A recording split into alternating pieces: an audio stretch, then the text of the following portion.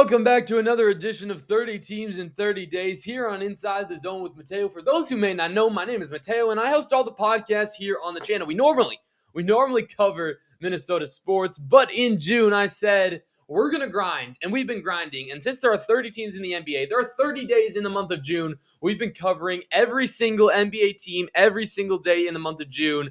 And that's really what 30 Teams in 30 Days is. Thanks for clicking on this video. As always, I hope you are entertained. And today is day 29, team 29. We have the San Antonio Spurs. Here is taking a quick look at the schedule. We've been going through every team from worst record to best.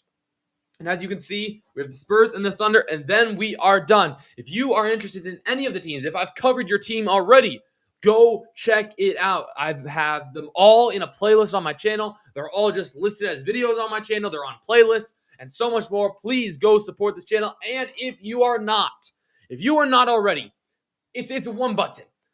I get tons of views, and I only got 200 some subscribers. Please hit that like button. Please hit that subscribe button. Turn the notification bell button on so you never miss any episodes. Spurs fans, show everybody that you're not very mean, because right now we all think you're mean and you're just using the illegal alien to win and create a dynasty. Well, no, show them that you're nice and support me. I appreciate it, you guys. You guys knocked us out in the playoffs. I'm a Timberwolves fan. I cover Minnesota sports if you need a little bit of backstory there. I appreciate you. Come on, Wemby. I was kind of, I wanted you to win, but it is what it is. Let me stop talking. Let's just get right to it. Mateo Show batting order. We use this in every episode here on the channel, where we just kind of give you a nice little roadmap, a little idea of where this car is moving forward. And there's 5 things in the batting order for every episode of 30 Teams in 30 Days. How well did they do last season? Who they should draft, who they should keep, and of course, who they should target, and what is their early ceiling and floor. So without further ado, please sit back, relax, and enjoy. And Spurs fans, it is time to talk about you and your offseason. Here's a quick disclaimer. This is, of course, coming after a couple trades and free agencies signings. So I apologize if some signings or trades happen before you guys see this video. Know that I am filming this video actually the day it's going to get posted. So I'm doing my best.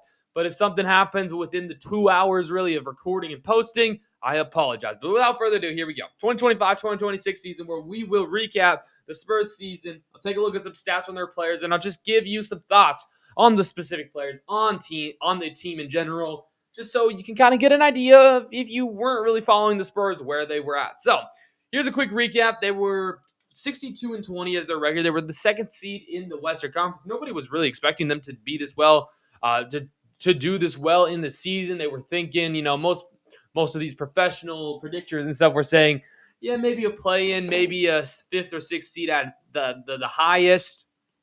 But no, they could have easily taken the 1 seed, largely to do with, of course, Victor Wembanyama, who was their top scorer, top assister, top rebounder, I'm pretty dang sure. Maybe De'Aaron Fox was their top assister. I actually don't know. That's going to make me look a little bad right now. I apologize. Maybe Stephon Castle was their top assister. I do know Wemby went crazy, though. And top assister, let me tell you here, I thought it was Wemby. No, it was Stephon Castle. It was Stephon Castle by quite a bit. My bad. Apologize for that. Let's just go right over here. Bam. Victor Wembanyama, in 64 games played, averaged 25 points, 11.5 rebounds, and 3.1 assists. De'Aaron Fox averaged 18.6 points per game, 6.2 assists per game, and 3.8 rebounds per game. Stephon Castle averaged 16.7 points per game, through 5.3 rebounds and 7.4 assists. That was the leader in assists, Victor Wembanyama averaged 3.1 blocks per game, and De'Aaron Fox also was their steal leader and averaged 1.2 steals per game. Devin Vassell averaged about 14, 4, and 3, with Keldon Johnson, I believe, winning 6th Man of the Year, played all 82 games and averaged 13, 5, and 2. Dylan Harper, probably my favorite player on the San Antonio Spurs roster. In his really first season, averaged 12 points, 3.4 rebounds, and 3.9 assists. Julian Champagnie, Harrison Barnes provided some solid veteran leadership on this younger team. Same thing with Luke Cornett. I thought Carter Bryant had a couple pretty cool games, especially in the postseason. Sohan obviously got traded. But that's kind of a look at the San Antonio Spurs stats. And by the way, I just wanted to say, some of these videos, where there's more to talk about are 40 to 50 minutes like our normal episodes. But some, like today, I'm pretty sure, are going to be, hold up, we got a trade. Hold up. We have an NHL trade. It's just a draft pick trade. My bad. I was getting a little excited. At this point in free agency for the NHL, NBA, you just got to be all ears to all your X notifications because you never know what might happen. But this being the point, this episode's probably not going to be that long. It's probably going to be 15 to 20 minutes, maybe. That's maybe even a stretch. We'll see how much we talk about trades and stuff just because there's not a lot to talk. As you know, I mean, the Spurs made it to the finals, bro. They aren't that far away. They were able to beat OKC. They were able to beat Minnesota. They were able to have such an amazing season, and they're only going to get better from here. So at the end of the day, there's just less to talk about tomorrow again with the Thunder. The Thunder's episode could be 5 minutes, and thankfully we're going to do something else with the Thunder episode just because we're going to kind of take a recap and acknowledge your fan bases because some fan bases really showed up. At least, those videos got some extra clicks. We're going to highlight that, but that's just kind of, I wanted to say that there. But even then, this OKC video is going to be pretty short as well. That's a look at the recap. As you know already, they lost in the finals to the New York Knicks. It was unfortunate. But I do think, as I stated a couple weeks ago on an episode talking about, I believe it was game 2 or 3, this finals loss was going to do more for Victor Wembanyama's career than a finals win would actually do. I really think you learn so much more from losses and hard things than you do from easier things. So I really think this was like the perfect time for Wemby to lose in the finals because, by the way, he got to the finals. But now he can really have that experience, knows what it's like to lose, and now has that competitive edge in him a little bit that, can hopefully translate into more championships. And San Antonio, you guys are going to have you're going to have a nice little dynasty going. I don't know if that dynasty is going to mean a bunch of championships, but you're going to be in the Western Conference Finals. You're going to probably end up being in the finals a lot more. Victor Wembanyama, he's only in his early 20s. He's going to be here for at least a decade, probably 2 decades more. So it's going to be fun to watch him. Hopefully, we'll see what ends up happening, but that's kind of my thoughts on the San Antonio Spurs. Again, we don't really have to talk about the draft because it already happened. But now we can go to the start of free agency because we split free agency into 2 separate sections. The first half, we take a look at the team's own free agents. So, surprisingly, the San Antonio Spurs actually have quite a few free agents. Harrison Barnes, Kelly Olynyk, Julian Champagnie, Harrison Ingram. And first things first here, I think Mason Plumlee, love the guy, but you do not need to re-sign him. You do not need to re-sign Jordan McCallahan. You do not need to re-sign Blimlow. I didn't even realize he was on that team. Sorry, what the pen just broke. Sorry, that was... Why can I not erase? Let's just erase all and restart. My bad. Mason Plumlee, no. Even here, Lindy Walters, you don't really need him. I think all of these guys are very replaceable. I know that Blimlow, I'm sorry, wasn't even on your team. I think Kelly Olynyk could be an interesting, target to bring back, especially if you can get him on like a minimum salary. But at the end of the day, I don't think you have to re-sign him, so that's why I'm going to put the X. But if you do, great. But again, he's definitely replaceable. Harrison Barnes, I think they would like to try to bring him back. I don't know if they're going to be able to financially because they're going to probably try to give some extensions to some of their younger players. But, I'd consider definitely trying to bring Harrison Barnes back. And I could actually consider trying to bring both of these younger guys, Harrison Ingram and David Jones-Garcia, back as well. I think to build up some cheaper options that you can maybe develop. And again, we've seen what youth can do. Especially in OKC, you have a lot of youths. Maybe some of these guys hit, and then you're just in a really good situation. And then I do think you take that club/team option on Julian Champagnie. He really had a great season, especially come postseason time. So those are kind of what I'm thinking right now. I think Champagnie, Barnes are the 2 guys that you should probably try to lean towards, re-signing. But then at the end of the day, Olynyk and all these other guys are definitely replaceable in the free agency class that we are having. So that's what I think about their free agents. Now we can speculate. But again, at the end of the day, this team is not that far away, so there's not much to do. But I will try to predict who the team will pursue by, either a free agency or by a trade. So let us see. Bam! There's my top targets. Number one is actually not a player. It's an action. Get rid of De'Aaron Fox. The second one is Jaylen Brown, and the third one is depth forwards. Normally, I would have a list of a bunch of players, but at the end of the day, really, this team was in such a good situation, such a good spot. The only unfortunate thing is this: De'Aaron Fox has to go. But the problem is, he's going to be making $62 million for the next couple of years, and that is absolutely ridiculous. It's ridiculous. And if you find somebody who's dumb enough to take that salary, congratulations. So that's going to be just as hard of getting rid of him, because I don't know if anybody's going to want to actually take on that, $250 million contract, which is absolutely insane. I do think they have the assets to try to go grab a Jaylen Brown type of player. I think he could really be interesting alongside Wemby and Dylan Harper and Stephon Castle. Probably Devin Vassell would have to be included in that deal. Maybe De'Aaron Fox would be included in this deal. We'll take a look in Fanspo in a second. And then depth forwards. They have a lot of solid guards. Even if you keep De'Aaron Fox, you have four solid guards. You have Castle, you have Fox, you have Harper, and you have, did I say Vassell? Devin Vassell. So Vassell, Castle, Harper, and Fox. A lot of solid guards. The forwards are definitely a weaker spot for you personally. That's what I believe. Here's even a look at your depth chart. There's your guards. You actually have Devin Vassell playing the 3 at this moment, which he's a 2 guard, right? But he's actually ended up playing the 3. Jaylen Brown could fit there. Julian Champagnie, Harrison Barnes as your forwards, really, and then you have Keldon Johnson, Carter Bryant. I mean, you have solid forwards, but they could also get deeper. Maybe a different backup center to Wemby in case he deals with injuries. But I would consider looking at the forward class in free agency, and obviously there are some interesting names from the forward position, including guys like LeBron James.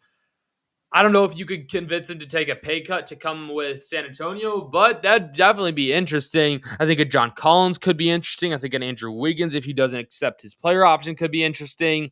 Jonathan Kuminga is a very intriguing piece if he does not end up going back to the Atlanta Hawks. That could also, though, end up being a potential trade. I could see the Hawks being interested in De'Aaron Fox potentially, and then maybe you send Kuminga and Richase over there, and then you just build up yet another young powerhouse just like OKC. I think Rui Hachimura could be interesting. I think Maxi Kleber could be interesting. So really any of these forwards, maybe even Draymond. Draymond actually declined his player option, so he's going to be looking for a different kind of contract. So maybe if he doesn't end up going back to Golden State, could you convince him to be that veteran on a San Antonio Spurs team?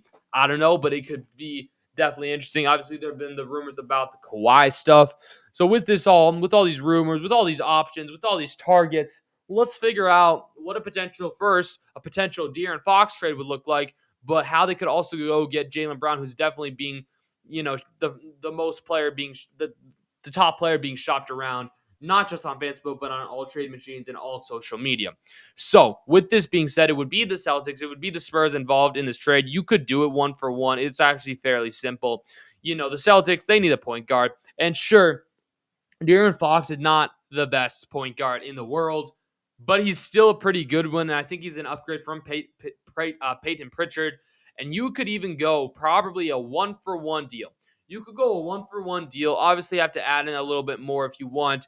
You could do this swap. I don't think this is Jaylen Brown's trade value. I think Jaylen Brown has a much higher value than De'Aaron Fox does. But at the end of the day, the Spurs have picks. So you could even try to keep Devin Vassell, and you could just say, okay, take this 2027 pick, take this 2029 pick, take this 2030. They reportedly want 4 first-round picks. I'll give you the 3 first-round picks and De'Aaron Fox, and it's a successful deal. It is super easy. It is super easy to grab a guy like Jaylen Brown just because you have this De'Aaron Fox contract. And me personally, I think this could benefit the Celtics just as much as it could benefit the the Spurs. I don't want this to happen because I don't want the West to get even better, and I do think this makes the Spurs even better.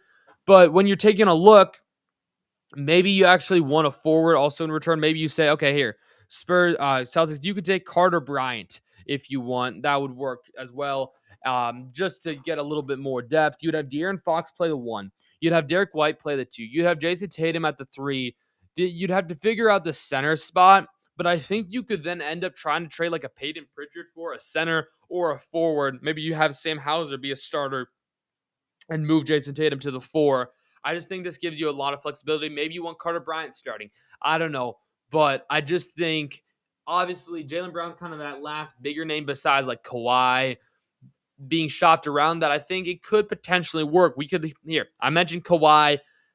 Let's just get that out of the way here. Kawhi Leonard, an expiring deal. He said he would consider signing an extension there in San Antonio, but also he would sign his extension in Toronto. I do think that's most likely going to happen if it hasn't happened already, but their contracts match up perfectly. Personally, De'Aaron Fox, Darius Garland is backcourt. Sure, it's a smaller backcourt, but it's definitely an intriguing younger backcourt that I think could work out. You go straight up, it would work. You could add in picks if the Clippers actually want picks in return.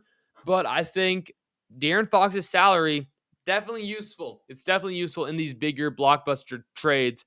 So that's something I've been definitely thinking about. I don't know if there's another team though that would be interested in De'Aaron Fox. Send him back to Sacramento for Domantas Sabonis or something like that. That could be interesting. Let's actually go over here to trade proposals on Fanspo and see what just the regular people, the regular NBA fans are putting together in De'Aaron Fox trades. Has him actually here 2 days ago. This has him going to Dallas, which I don't hate. The Spurs get Kawhi, PJ Washington, Daniel Gafford, and Caleb Martin, while the Clippers get Devin Vassell, Kellen Johnson, Carter Bryant, and a first-round pick.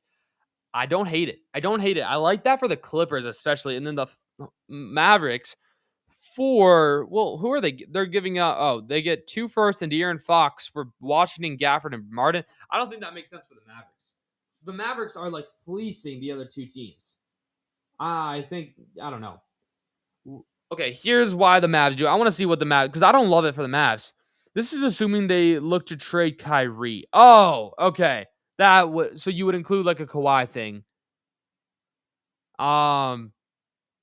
Okay, so I didn't even check if the trade was great for the Clippers or Mavs because the Spurs would never do that. Spurs basically, I feel like that might be too much for Kawhi. Again, I think you could potentially just do Carter Bryant and De'Aaron Fox, including some of the picks that you don't necessarily need for Kawhi, and I think that's all you would need to do. I think you're probably trying to do too much. But I see the logic behind it. I respect the thought into that because there was definitely a lot of thought that went into that trade. I'm sorry, I don't want him in Minnesota. And by the way, Julius Randle got traded already, so this wouldn't work. Thank the Lord. I do not want De'Aaron Fox in Minnesota. This one, yeah, okay. This this could be interesting. I don't know. This is like the Nuggets completely retooling around Jokic. Celtics would get Jamal Murray, who I do like. I like that fit for Jamal Murray in Boston. And they also get Cameron Johnson. The Spurs get Gordon Brown and a first-round pick. And the Nuggets get Brown, Fox, Hauser, Shapenny. Don't think that's enough. So, essentially, what are the Celtics giving up for... Celtics aren't really giving up. They're getting Jamal Murray and Cameron Johnson for Jaylen Brown. I just don't think that works.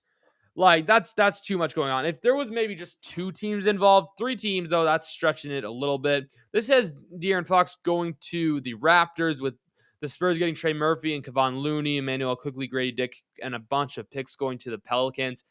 I actually don't hate that. That's definitely interesting. Pelicans have received multiple offers, including 2 first rounders. they want 3 for Trey Murphy. This Trey Murphy trade stuff, guys, I just gotta say, it's very fishy. I don't know how I feel about it. Are there any other interesting ones? Yeah, okay. See, here's what I said. Just a 2-team trade. De'Aaron Fox, Keldon Johnson, Luke Cornett, a first and 2 seconds for Jaylen Brown. I think you'd probably have to include in one more first-round pick, maybe 2, and then I could for sure do it. Maybe actually no, just 2 first-round picks. You can throw away the seconds. I don't care about the seconds, but 2 firsts, Cornett, Johnson, and Fox for Jaylen Brown. I think that's pretty solid deal. That's just what I'm saying. But I mean, I'm just me. I'm just saying some stuff. Let me know in the comments down below what you guys think about some of these takes. Do you agree with them? Do you disagree? I want to know. Let's get some conversations going. Do you think these should be the top targets for the San Antonio Spurs? Do you think they should get rid of Fox? Do you think they should target Jaylen Brown? Do you think they should build up some depth amidst their forwards group? Let me know in the comments down below. But before we go, here it's time for ceiling and floor. For the second to last time, there will be 2 bullet points stating their ceiling if they do or don't do the moves I've suggested. So if they keep their team relatively the same, they don't make any moves I suggested, I still think this team is a contender. However, if they do make the moves I suggested, if they go get a guy like Jaylen Brown, if they trade away De'Aaron Fox, this team, guess what, guys? Shocker, stays a contender. I really don't see this team needing to do anything, but I would highly suggest that they move on. If they don't do anything, I would just highly suggest they try to move on as much as they can from De'Aaron Fox. But at the end of the day, I don't think their ceiling changes. I think no matter what kind of team is on the floor, unless Wemby is hurt, starting in October, this team is a contender, and that's all I got to say.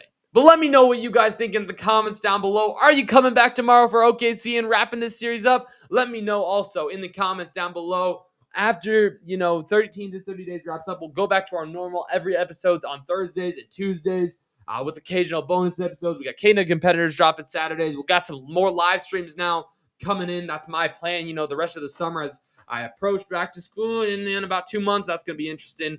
But again, boys, after this, we are officially 29 days through. We got one more to go tomorrow. It's the OKC Thunder. Appreciate you guys for watching. Hit that like button, hit that subscribe button, turn the notification bell button on so you never miss any other episodes. Go check out the episodes that you haven't watched already.